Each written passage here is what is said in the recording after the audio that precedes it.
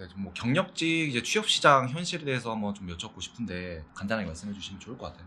네, 안녕하세요. 저는 원래 그 유통회사에서 품질 관리 업무를 담당을 했었고요. 경력은 한 지금 7년에서 8년 정도 하셨습니다. 7년에서 8년 정도 일하셨고 네.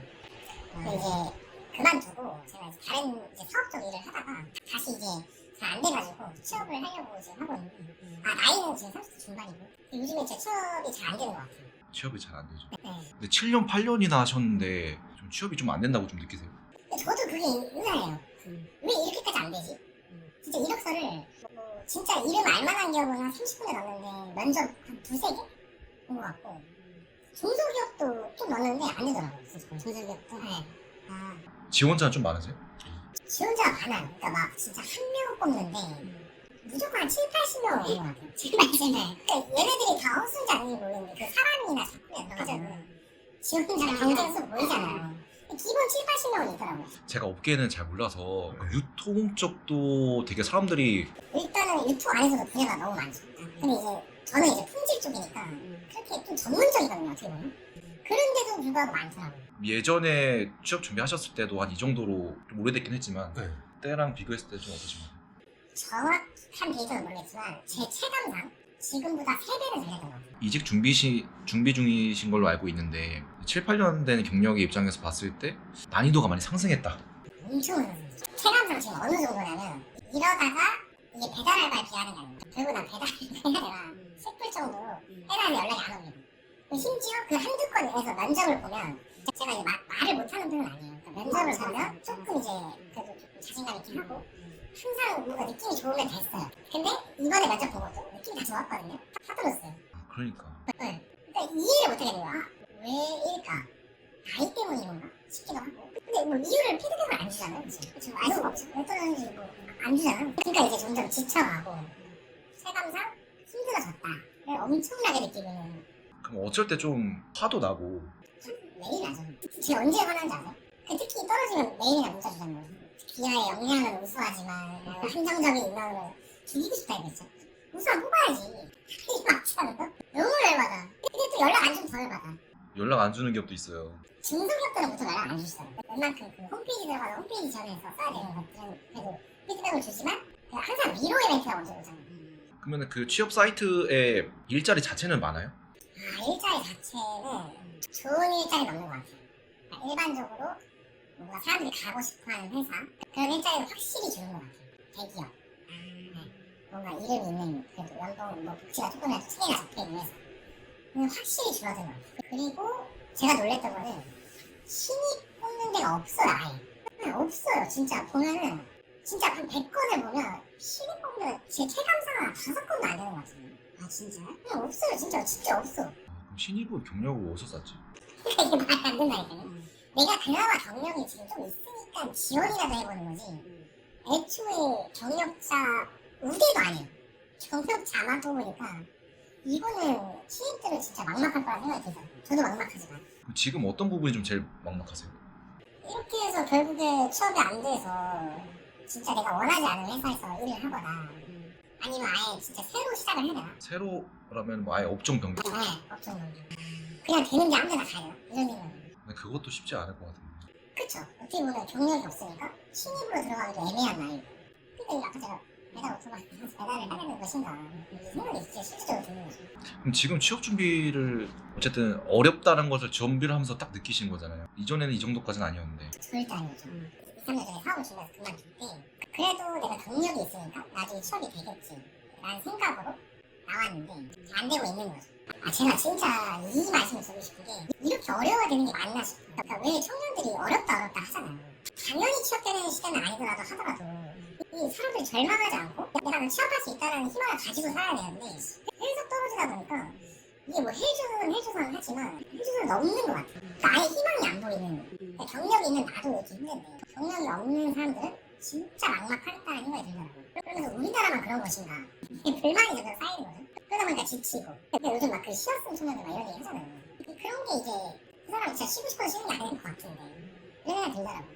근데 이게 뭐가 어디서 문제인지도 모르겠어요. 이게. 이거 보시는 아마 공감하실 수 있어요. 그러니까 언제부턴가 난이도가 상승했다. 난이도가 진짜 그 옛날에 게임하다 보면 그냥 끝판왕 이런 얘기 하잖아요. 시작을 했는데 끝판왕을 하고 있는 느낌. 뭔가 경험치를 쌓을 수도 없고. 여기가 경험치나 레벨업도 하기 전에 이미 보스랑 싸우는 느낌. 옛날에 메이플스를 해보셨어요? 해봤죠. 근데 나는 지금 거섯 이런 걸 잡아야 되는데 바로 작품에 들어가는 느낌. 그 보스잖아요. 그거를 나홀로 그냥 들어가는 거 어떻게 끼냐고. 그러니까.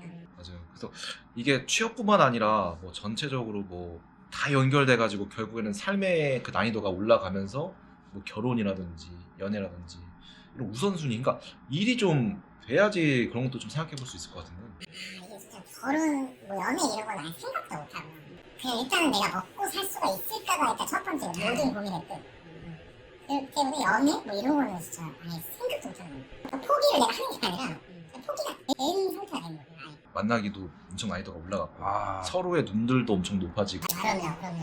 그럼 그 눈 높아지려면 그 눈 높은 만큼 또 회사를 가야 되는데 맞아요. 그게 또 안 되니까. 맞아요.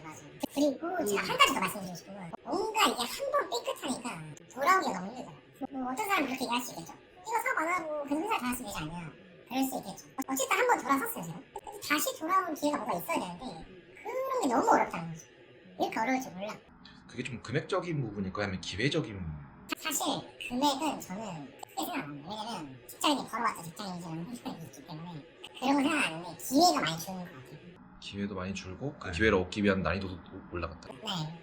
근데 왜 제가 이런 얘기를 하냐면 제가 커리어가 나쁘지 않아요. 그러니까 좀 이름 알만한 그 업계에서 기업에 있었단 말이죠. 그럼 사실 이직이 어렵지 않아야 된다고 저는 생각을 해요. 그래서 근데 안 돼요. 한 직장에 오래 다니지 마라 라는 의견도 있더라고요. 그 이유가 이제 근속 연수가 길면은 다음 이직 시 유효하다는 게 당연히 저희는 세대의 일반적인 그 입장이고 그래 왔는데, 한 직장 오래 다니면 우물안 계획을 내서 취업 시장 도태된다 라는 것도 있고, 이제 그 시대가 어떻게 변할지 모르니까 많이 바뀐 거에 적응하기가 좀 어려워진다 라는 그런 의견도 있더라고요. 근데 근무 기간을 그럼 짧게 가지는 게 좀 좋다고 보시는 편인지. 저는 약간 업계마다 좀 다른 것 같아요. 예를 들어서 개발자나 그런 분들은 연봉을 점프할 수 있으면 항상 기회를 잡고 움직이는 게 맞다고 보거든요. 그러니까 프로젝트 특성으로 일을 많이 하시니까. 근데 저처럼 이제 유튜브에는 좀 보수적이거든요. 그런 데는 좀 오래 다니는 게 맞는 것 같아요. 네. 근데 애초에 잘 들어가서 오래 있는 게 답이다. 개발자나 뭐 프로젝트성 업무를 많이 하시는 분들은 기회가 되면 좀 움직이는 게 맞다고 해요. 왜냐면 어차피 오래 갈 건 아니니까. 근데 오래 다니는 게 원래는 맞는데, 그래서 기업에서 그것도 좋아하는데. 그러니까 지금 오래 다니긴 하던가. 회사에서 똑같잖아요. 오래 다니고 싶은 회사가 오래 다니겠지. 근데 아니니까 나오는 거잖아 사실. 그거 맞잖아. 오래 다니고 싶은 회사는 오래 있지 말라고 해도 있겠지. 어떻게든 버티겠지. 아니 솔직한 얘기해서 이제 알아봐 잘못했습니다. 이게 이렇게 어려워야 될 일인가 싶어요. 청년 때는 사실 진로 고민도 당연히 해야 되지만 진짜 말씀하신 대로 결혼도 해야 되고 뭐 애도 키워야 되고 여러 가지 고민할 것들이 많은데 이 취업에서 애초에 막히신 분들은 다른 걸 생각할 수가 없어요.